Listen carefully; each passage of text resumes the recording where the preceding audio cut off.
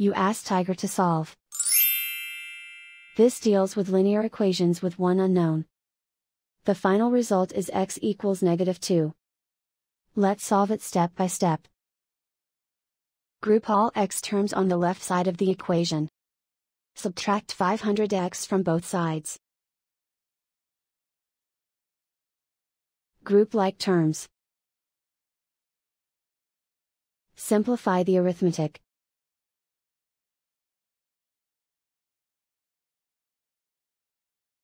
Group all constants on the right side of the equation.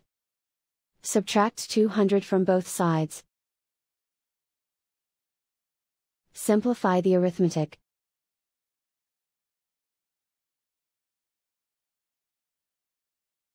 Isolate the x. Divide both sides by 100. Simplify the fraction. Find the greatest common factor of the numerator and denominator.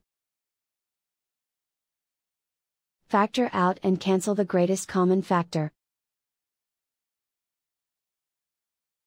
And so the final result is x equals -2.